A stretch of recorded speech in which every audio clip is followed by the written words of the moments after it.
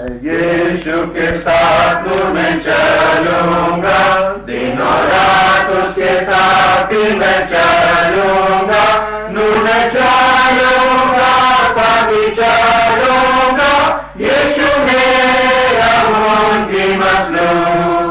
चलते चलते नूर में यीशु के साथ, चलते चलते थामते यीशु के हाथ, नूर में मैं रहूंगा, पाते पाऊंगा, यीशु मेरा मुंजी मसलूम। मैं यीशु के साथ में चलूंगा, वरन मेरी हो रात में न डरूंगा, से गाऊंगा, यीशु मेरा मुंजी मसलूम। आज हम ये देखना चाहते हैं कि प्रभु यीशु मसीह वास्तव में परमेश्वर का पुत्र है, वो खुदा का बेटा है। अब बहुत से लोग दुनिया में, संसार में ऐसे हैं जो इस बात में विश्वास नहीं करते कि प्रभु यीशु मसीह परमेश्वर का पुत्र है। लेकिन हम देखते हैं कि बाइबल, जो कि परमेश्वर का वचन है, खुदा का कलाम है, यह हमें बताता है कि प्रभु यीशु मसीह वास्तव में परमेश्वर का पुत्र है। और बहुत से बाइबल में ऐसे प्रमाण हैं, बहुत से एविडेंस हैं, जिससे हमें पता चलता है कि प्रभु यीशु मसीह खुदा का बेटा है। वो केवल एक प्रॉफिट या एक नबी नहीं है या एक भविष्यद्वक्ता नहीं है, बल्कि उससे ज्यादा है, यानी खुदा का बेटा है वो। लेकिन बहुत से लोग इस बात में विश्वास नहीं करते। यीशु मसीह, हम देखते हैं, बाइबल हमें बताती है कि शुरू से, आरंभ से परमेश्वर के साथ था। उत्पत्ति उसका 1 और उसकी 26 आयत में हम पढ़ते हैं कि किस प्रकार से जब परमेश्वर ने बोला, आओ हम मनुष्य को अपने स्वरूप पर बनाएं, अपनी समानता पर बनाएं। और जबकि हम देखते हैं कि परमेश्वर ने कहा कि आओ हम, तो इसका अर्थ यह हुआ कि परमेश्वर के साथ प्रभु यीशु मसीह भी था। सो प्रभु यीशु मसीह जो है वो हमेशा से, शुरुआत से है। और जो लोग इसमें विश्वास नहीं करते, उनको ये बात देखनी चाहिए कि बहुत से प्रमाण हैं, बहुत से एविडेंस हैं, जिससे हम देखते हैं कि प्रभु यीशु मसीह शुरुआत से परमेश्वर के साथ था और वो परमेश्वर का बेटा है।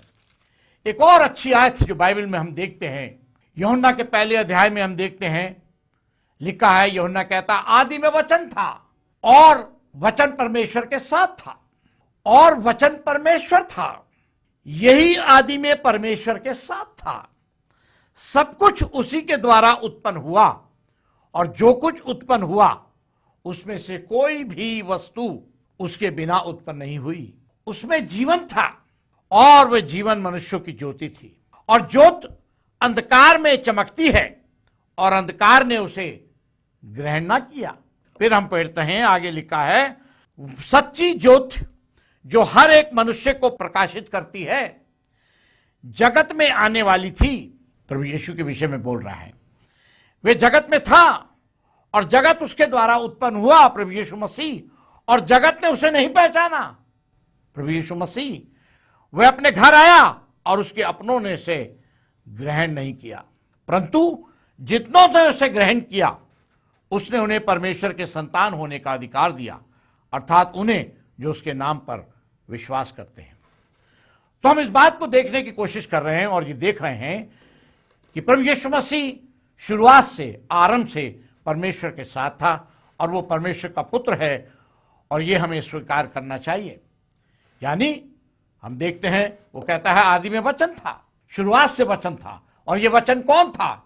ये वचन प्रभु यीशु मसीह था। यशाया का 53 अध्याय एक बहुत अच्छा अध्याय है, जो प्रभु यीशु मसीह के विषय में हम देखते हैं एक भविष्यवाणी के रूप में है। यीशु के बारे में एक भविष्यवाणी की गई थी और दूसरे भविष्यद्वक्ताओं ने भी उसके विषय में बोला था कि वो किस प्रकार से इस जगत में आएगा, किस प्रकार से इस जगत में वो जन्म लेगा। यशाया के 7 और 14 अध्याय में हम एक आयत पढ़ते हैं जहां लिखा है, एक कुंवारी गर्भवती होगी और पुत्र जनेगी और वो उसका नाम इमैनुएल रखेगी। यानी प्रभु यीशु मसीह के बारे में 700-800 साल पहले भविष्यवाणियां की कर दी गई थी कि वो आएगा इस संसार में, वो इस संसार में जन्म लेगा। और यशायाह ने, हम देखते हैं 53 अध्याय में, इस प्रकार से कहा था कि जो समाचार हमें दिया गया उसका किसने विश्वास किया, और यहोवा का, खुदा का, परमेश्वर का मुजबल किस पर प्रकट हुआ, क्योंकि वो उसके सामने अंकुर की नाई और ऐसी जड़ के समान उगा जो निर्जल भूमि में फूट निकले। यीशु के विषय में कह रहा है उसकी ना तो कुछ सुंदरता थी कि हम उसको देखते। प्रभु यीशु मसीह के विषय में कह रहा है हम ये देखने की कोशिश कर रहे हैं कि प्रभु यीशु मसीह शुरुआत से, आदि से परमेश्वर के साथ था, यानी आदि में वचन था और ये वचन परमेश्वर था और ये वचन परमेश्वर के साथ था। तो हम देखते हैं वो कहता है उसकी ना तो कुछ सुंदरता थी कि हम उसको देखते, और ना उसका रूप ही हमें ऐसा दिखाई पड़ा कि हम उसको चाहते। वो तुच्छ जाना जाता, प्रभु यीशु मसीह, और मनुष्यों का त्यागा हुआ था। वह दुखी पुरुष था, प्रभु यीशु मसीह। रोगों से उसकी जान पहचान थी और लोग उससे मुख फेर लेते थे। वो तुच्छ जाना गया और हमने उसका मूल्य ना जाना। प्रभु यीशु मसीह के विषय में भविष्यवाणी कर रहा है यशायाह, बता रहा है कि प्रभु यीशु मसीह कौन था। अभी तो उसने जन्म ही नहीं लिया था, अभी उसके विषय में भविष्यवाणी हो रही है। हम देखते हैं वो कहता है यीशु मसीह के बारे में कि निश्चय उसने हमारे रोगों को सह लिया और हमारे ही दुखों को उठा लिया, तो भी हमने उसे परमेश्वर का मारा, कूटा और दुर्दशा में पड़ा हुआ समझा। परंतु वह हमारे ही अपराधों के कारण घायल किया गया, वो हमारे अधर्म के कामों के हेतु कुचला गया, और हमारी ही शांति के लिए उस पर ताड़ना पड़ी कि उसके कोड़े खाने से हम लोग चंगे हो जाएं। यीशु मसीह जो है उसके विषय में ये भविष्यवाणियां की गई थी, उसके विषय में पहले ही से बताया गया था कि वो परमेश्वर का पुत्र है और यीशु परमेश्वर का पुत्र है। एक और अध्याय है जिसको हम इस वक्त पढ़ना चाहेंगे। हम देखते हैं प्रेरितों का 8 अध्याय, और यहां हम देखते हैं कि एक व्यक्ति है जिसको कि हम खोजा है, जो कि खजांची था, और वो हम देखते हैं कि यरूशलेम जा रहा था और वहां से आ रहा था। और हम देखते हैं कि बाइबल हमें बताती है कि वो जो अपने रथ में बैठकर वो कुछ पढ़ रहा था, और वो पढ़ जो रहा था वो था जो यशायाह के 53 अध्याय में है। और वहां हम देखते हैं कि खोजा जो है वो एक मसीह बनना चाहता था, और फिलिप्पुस एक प्रचारक है उसके पास जाता है, और हम देखते हैं पवित्र आत्मा ने फिलिप्पुस को प्रेरित किया कि वो जाए और उससे संपर्क बनाए खोजे से। और हम देखते हैं कि फिलिप्पुस ने वहां प्रचार किया और खोजे को बताया, और फिलिप्पुस ने उससे पूछा कि तू जो पढ़ रहा है, यानी वो यशायाह के 53 अध्याय के में से पढ़ रहा था कि यीशु किस प्रकार से आया और किस प्रकार से वो बध हुआ, वो भेड़ की नाई बध होने को बचाया गया। जैसा मेमना अपने ऊन कतरने वालों के सामने चुप रहता है, वैसे ही उसने भी अपना मुंह ना खोला, यीशु ने। और हम देखते हैं कि जब खोजे ने फिलिप्पुस से पूछा, मैं तुझसे विनती करता हूं कि ये भविष्यद्वक्ता किसकी बात कर रहा है, किसके विषय में कहता है, अपने या दूसरे के विषय में, तब हम देखते हैं जो प्रचारक था फिलिप्पुस, उसने अपना मुंह खोला और इसी शास्त्र से आरंभ करके उसने उसे यीशु का सुसमाचार सुनाया। आज ये आवश्यकता है और हमारा पूरा प्रयत्न है, हम पूरी कोशिश कर रहे हैं कि लोगों को यीशु का सुसमाचार सुनाएं। हम लोगों को अपने विषय में नहीं बताना चाहते, हम लोगों को और दूसरी दुनिया की बातें नहीं बताना चाहते।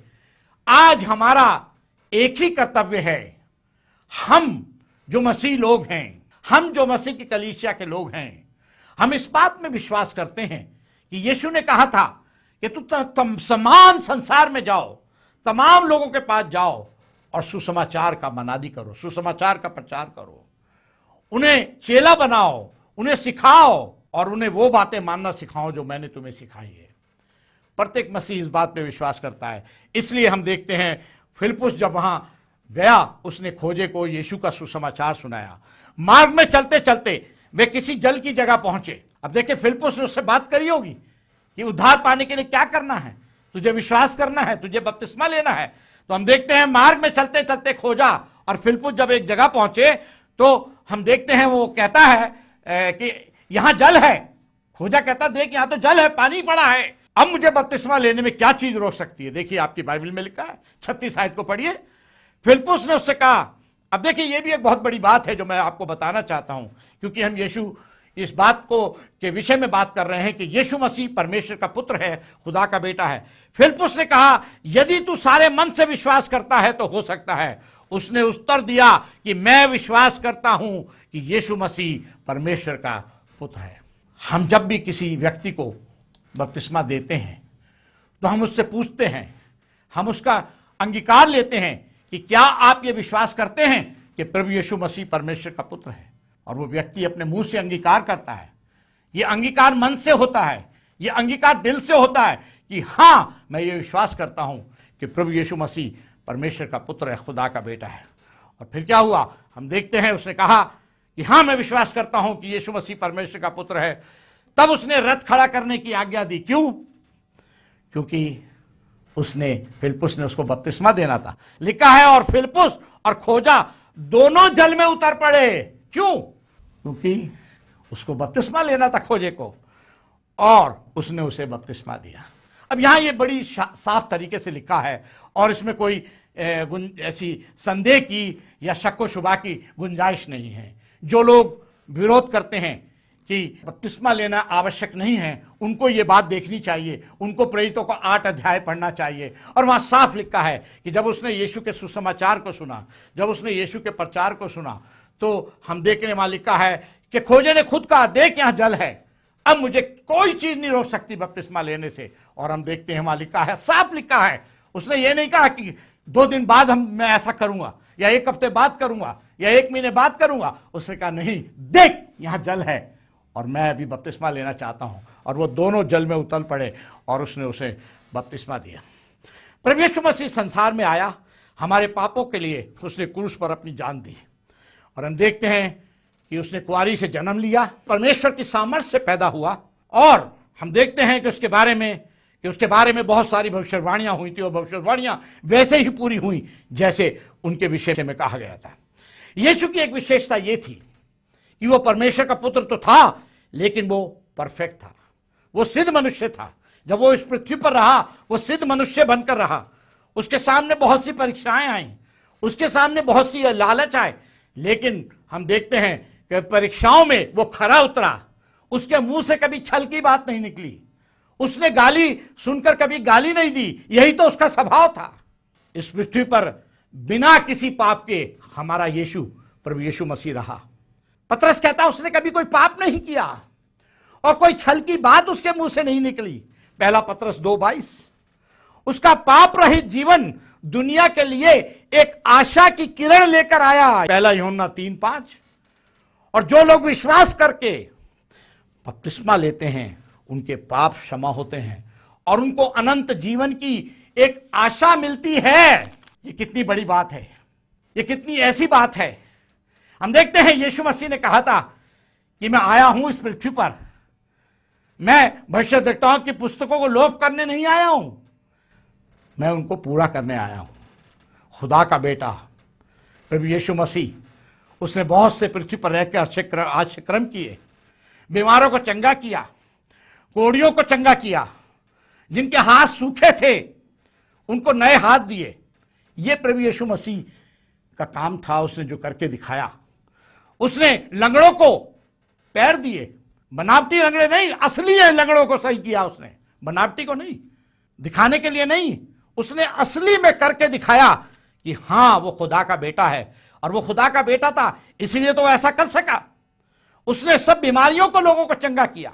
सचमुच में जो बीमार थे, सचमुच में जो सूखे की बीमारी से परेशान थे, सचमुच में जो अंधे थे, जिन्होंने कभी देखा नहीं था, जिनके आंखों में कभी रोशनी नहीं थी, उन्होंने प्रभु यीशु मसीह के आश्चर्य कर्म का फायदा उठाया। फिर हम देखते हैं हमारे यीशु ने मृतकों को जिंदा किया। क्या संसार में आज तक कोई ऐसा व्यक्ति हुआ है जिसने ऐसा किया हो?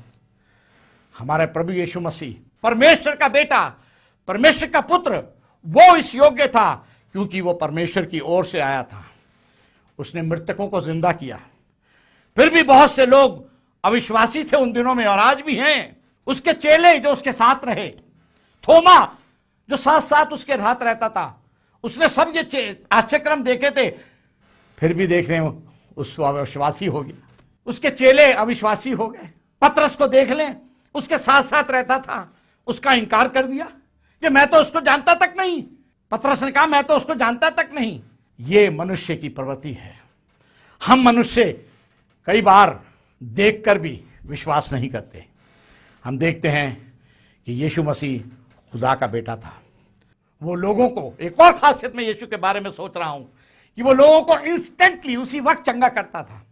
वो कभी नहीं कहता था कि तुम कल आना, वो कभी नहीं कहता था अगले महीने होगा, वो कभी नहीं कहता था अगली मीटिंग में आना।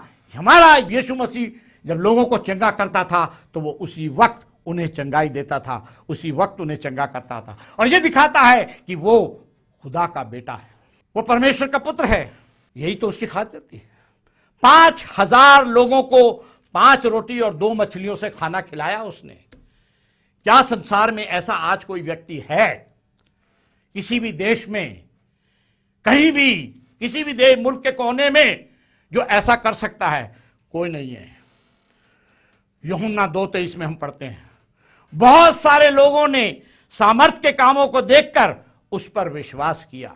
फिर एक और हम बहुत अच्छा किस्सा पढ़ते हैं, और यह है मत्ती उसके 16 अध्याय में, जहां हम देखते हैं कि पतरस ने यह अंगीकार किया कि हां तू यीशु है, तू जीवते परमेश्वर का पुत्र मसीह है। और हम देखते हैं प्रभु यीशु मसीह ने कहा कि तूने ये जो अंगीकार किया है, यानी क्या अंगीकार किया था उसने? कि वो जीवते परमेश्वर का पुत्र है यीशु मसीह। और यीशु ने कहा था कि मैं इस अंगीकार पर अपनी कलीसिया को, अपनी मंडली को, यानी मसीह की कलीसिया को बनाऊंगा। मत्ती 16 अध्याय में लिखा है, 16 ऐसे हम देखते हैं, यहां लिखा है, शमौन पतरस ने उत्तर दिया कि तू जीवते परमेश्वर का पुत्र मसीह है। यीशु ने उसको उत्तर दिया कि हे शमौन, योना के पुत्र, तू धन्य है, क्योंकि मांस और लहू ने नहीं, परंतु मेरे पिता ने जो स्वर्ग में है ये बात तुझ पर प्रकट की है। और मैं भी तुझसे कहता हूं कि तू पतरस है, और मैं इस पत्थर पर अपनी कलीसिया बनाऊंगा, और अधोलोक के फाटक उस पर परवल ना होंगे। मैं तुझे स्वर्ग के राज्य की कुंजियां दूंगा। पतरस को, चेलों को स्वर्ग के राज्य की कुंजियां दी गई थी। हम देखते हैं पतरस को कुंजी दी गई थी क्योंकि उसने पेंतकोस्त के दिन सबसे पहले यीशु का प्रचार किया, और उस दिन लगभग 3,000 लोगों ने बपतिस्मा लिया। और बाइबल हमें बताती है कि वो लोग जिन्होंने बपतिस्मा लिया था वो उसकी कलीसिया में, उसकी मंडली में मिलाए गए। यानी पतरस का यह अंगीकार था कि यीशु मसीह खुदा का बेटा है। यीशु ने कहा था, जो कोई मनुष्य के सामने मुझे मान लेगा, मैं भी उसे अपने स्वर्गीय पिता के सामने मान लूंगा, और जो कोई मेरा इनकार करेगा, मैं भी अपने स्वर्गीय पिता के सामने उसका इनकार करूंगा। दुष्ट आत्मा भी उसका अंगीकार करते हैं, उसमें विश्वास करते हैं कि वो परमेश्वर का पुत्र है। क्या आप जानते हैं, बाइबल बताती है कि दुष्ट आत्मा भी ये जानते हैं कि वो परमेश्वर का पुत्र है, खुदा का बेटा है। लूका 4:41, क्योंकि यीशु उन्हें डांटता था, दुष्ट आत्माओं को डांटता था और उन्हें बोलने नहीं देता था। यूहन्ना के 11 अध्याय में जैसे हमने देखा कि लाजरस को जो 4 दिन से मरा हुआ था, उसने जिंदा किया, उसने जीवित किया। हम ये देख रहे हैं कि यीशु मसीह खुदा का बेटा है, परमेश्वर का पुत्र है। और यदि हम उसमें ये विश्वास नहीं करते कि वो खुदा का बेटा है, तो हम उसके एक अनुयायी नहीं बन सकते, हम एक मसीही नहीं बन सकते। सबसे पहले हमें यह विश्वास करने की आवश्यकता है कि प्रभु यीशु मसीह परमेश्वर का पुत्र है। हम देखते हैं कि मत्ती 17:1-6 में जब यीशु का रूपांतरण हो रहा था, याकूब और उसका भाई यूहन्ना, हम देखते हैं जब वहां खड़े थे, एक बादल ने उन्हें अपने में समेट लिया और प्रभु यीशु मसीह ऊपर चला गया। और हम देखते हैं वहां लिखा है, यीशु एक आवाज आई, आकाशवाणी हुई, और क्या हुई? ये मेरा प्रिय पुत्र है जिससे मैं अत्यंत प्रसन्न हूं, इसकी सुनो। आज हमें किसकी सुननी है? यीशु की सुननी है, यीशु की बातों को मानना है। रोमियो 1:4 प्रेरित पौलुस बताता है, क्योंकि यीशु मसीह मृतकों में से जी उठा, परमेश्वर की सामर्थ के साथ वह खुदा का बेटा ठहरा। आज मसीहियत की नींव जो है, आज जो मसीहत की, क्रिश्चियनिटी की नींव है, फाउंडेशन है, वो है यीशु मसीह का मृतकों में से जी उठना। यीशु आपको अनंत जीवन दे सकता है, बशर्ते कि आप उसमें विश्वास करें और ये विश्वास करें कि वो खुदा का बेटा है, वो परमेश्वर का पुत्र है। यीशु ने यूहन्ना 14:3 में कहा था कि वो वापस आएगा, और वो वापस आएगा अपने लोगों के लिए, क्योंकि उसने कहा था तुम्हारा मन ना घबराए, जैसे तुम परमेश्वर में विश्वास रखते हो मुझ पर भी विश्वास करो, क्योंकि मेरे पिता के यहाँ बहुत से रहने के स्थान हैं, अगर नहीं होते तो मैं कह देता। इसलिए वो कहता है मैं चाहता हूं कि जहां मैं हूं वहां तुम भी रहो। हम उसके साथ यदि रहना चाहते हैं, यदि हम उसके पास रहना चाहते हैं स्वर्ग में, तो हमें आज ये विश्वास करना पड़ेगा प्रभु यीशु मसीह परमेश्वर का पुत्र है, उसकी आज्ञाओं को मानना पड़ेगा। यीशु मसीह वास्तव में परमेश्वर का पुत्र है, वो अनंत है, उसका अनंत बलिदान हम सबके लिए है, तमाम संसार के लिए उसने अनंत बलिदान दिया है। क्रूस पर उसने तमाम संसार के लिए अपने प्राणों को दिया। आज जो मुझे सुन रहे हैं टीवी पर, मैं उनको बताना चाहता हूं कि यीशु ने आपके और मेरे लिए अपने प्राणों को दिया, मुझसे प्रेम किया, आपसे प्रेम किया। जब हम असहाय थे, जब हम निर्मल थे, जब हम पापी थे, जब हम कमजोर थे, बाइबल में लिखा है रोमियो 5:8 में कि जब हम पापी थे तब ठीक समय पर वो हमारे लिए मरा। ये है परमेश्वर का प्रेम सारे जगत के लिए। अपने इकलौते पुत्र को इस संसार में उसने भेजा। वो चाहता है कि कोई नाश ना हो परंतु अनंत जीवन पाए। परमेश्वर धीरज धरता है, धीरज इसलिए धरता है कि कोई नाश ना हो परंतु प्रत्येक को मन फिराव का अवसर मिले। परमेश्वर चाहता है यदि आपने आज तक उसके पुत्र को, उसके बेटे को स्वीकार नहीं किया है और यह नहीं माना है कि वो उसका बेटा है, तो आप इसके विषय में सोचिए, क्योंकि वो जिंदा यीशु है, वो जिंदा प्रभु है। और वो कहता है यह सब बोझ से दबे हुए लोगों मेरे पास आओ, मैं तुम्हें विश्राम दूंगा। है सब परिश्रम करने वाले और बोझ से दबे हुए लोगों। कैसा बोझ?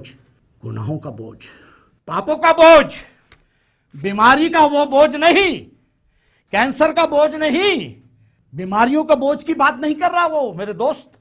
वो बात कर रहा है पापों का बोझ, जो पापों की गठरी आप लेकर चल रहे हैं। वो कह रहा है मेरे पास आओ, मैं तुम्हें विश्राम दूंगा। वो आपको बुला रहा है, सब परिश्रम करने वालों, बोझ से दबे लोगों। मित्रों, यदि आप पाप का बोझ लेकर अपने ऊपर चल रहे हैं तो मैं गुजारिश करूंगा कि आप खुदा के बेटे प्रभु यीशु के पास आएं। वो आपको स्वीकार करेगा, वो आपसे प्रेम करता है, वो चाहता है कि आप पाप में नाश ना हो। उसने आपके लिए अनंत जीवन रखा हुआ है, वो आपको अनंत जीवन देना चाहता है। वो चाहता है कि आप उसके साथ आएं, उसने आपके लिए जगह तैयार की है, वो चाहता है कि आप उसके साथ स्वर्ग में रहें। क्या आप इसके बारे में संजीदगी से विचार करेंगे?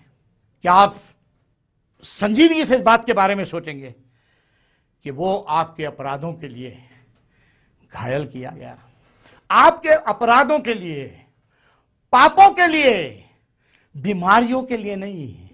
कई दोस्त मेरे बोलते हैं, सिखाने वाले बाइबल टीचर, वो कहते हैं, वो कहता है कि हमारे अपराधों के लिए घायल किया, यानी हमारी बीमारियों के लिए घायल किया। दोस्त, बीमारियों के लिए घायल नहीं किया गया। ये बीमारियां तो हमारे साथ हमेशा रहेंगी जब तक हम इस संसार में हैं। जब तक हम इस संसार में रहेंगे बीमारियां हमारा पीछा करेंगी।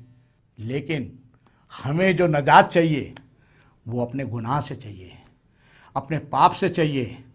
क्योंकि अगर हमारी आत्मा बीमार है तो हम नरक में जाएंगे। अपनी आत्मा के विषय में सोचिए, सोचिए कि आपकी आत्मा कहां जाएगी अंत के दिनों में। आप शायद 60 साल के हों, शायद आप 80 साल के हों, और शायद आप 100 साल के भी हो जाएं, लेकिन एक दिन आपको इस पृथ्वी पर से जाना पड़ेगा। तब आपकी जो आत्मा है, क्या वो बीमारी से ग्रस्त होकर जाएगी? या हमेशा आप अपने शरीर के बारे में सोचते रहते हैं कि मेरे को चंगाई मिल जाए, चंगाई मिल जाए। आत्मा के बारे में नहीं सोचते। ऐ सब बोझ से दबे हुए लोगों मेरे पास आओ, मैं तुम्हें विश्राम दूंगा। प्रभु यीशु के पास आइए, उसमें विश्वास कीजिए, पापों से अपना मन फिराइए, यीशु को खुदा का बेटा मानिए और अपने पापों को धोने के लिए बपतिस्मा लीजिए। उस प्रभु यीशु मसीह को मानिए जो कलीसिया का हेड है। कुलुस्सियों 1:18। कोई मनुष्य इस पृथ्वी पर कलीसिया का हेड नहीं है, उसका सिर नहीं है, उसका मुखिया नहीं है, उसका प्रमुख नहीं है, केवल प्रभु यीशु मसीह कलीसिया का हेड है। कुलुस्सियों 1:18। उसको अपनाइए, उसके पास आइए, क्योंकि वो खुदा का बेटा है। परमेश्वर आपको आशीष दे।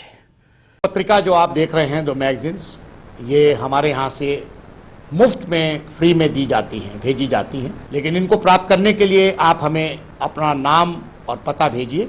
जब आप अपना नाम और पता हमें भेजेंगे तो हम आपको ये मैगजीन भेजेंगे और हर महीने आपको ये मैगजीन प्राप्त होगी। आप हमें बताइए कि आप अंग्रेजी में चाहते हैं या हिंदी में। This magazine is sent free of cost to all those who request. So if you want to receive this magazine, write to us and we will surely send it to you. हमें लिखिए, अपना नाम और पता भेजिए, SMS कर दीजिए या ईमेल कर दीजिए और या आप हमें लिख दीजिए। आपने टीवी स्क्रीन पे आप हमारा एड्रेस, हमारा फ़ोन नंबर देख सकते हैं और वो आप हमें भेज सकते हैं। हमें आपके पत्रों का, आपके ईमेल्स का और फ़ोन का, SMS का इंतज़ार रहेगा।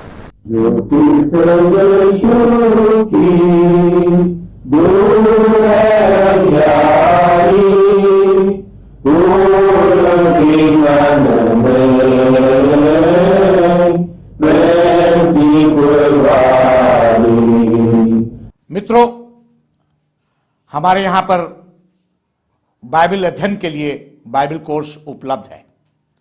ये बहुत अच्छा कोर्स है जिसका नाम है खोजने वाले।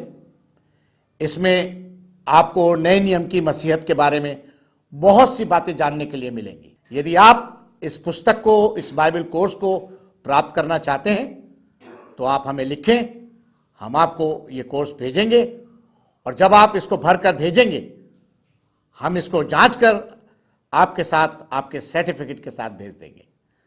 मेरी आशा है कि आप हमें अवश्य लिखेंगे और ये कोर्स जो है अंग्रेजी में भी है। यदि कोई अंग्रेजी में करना चाहता है तो हम अंग्रेजी में भी भेज सकते हैं। आज ही लिखिए और अपने कोर्स को प्राप्त करिए और बाइबल का अध्ययन कीजिए। परमेश्वर आपको आशीष दे। यदि आप बाइबल कोर्स को प्राप्त करना चाहते हैं और बाइबल अध्ययन करना चाहते हैं तो आप हमें इस पते पर लिख सकते हैं। Voice of truth, post box 4398 यानी 4398, नई दिल्ली 110019 110019। आप हमें SMS भी कर सकते हैं और उसके लिए हमारा सेल नंबर है 9911916321। आप हमें ईमेल भी कर सकते हैं davidfrancis53@rediffmail.com। मेरी आशा है कि आपने एड्रेस नोट कर लिया होगा, तो हमें इंतज़ार रहेगा आपके खतों का। आप हमें लिखिए और अपने कोर्स को प्राप्त कीजिए। परमेश्वर आपको आशीष दे। मोहब्बत खुदा के दिखाने के लिए साली बात पहना काटूंगा की बजाय बोलेगा यीशु ने दिल करी पर अपनी जान, यीशु ने दिल करी पर अपनी जान, यीशु ने दिल करी पर अपनी जान की बजाऊंगा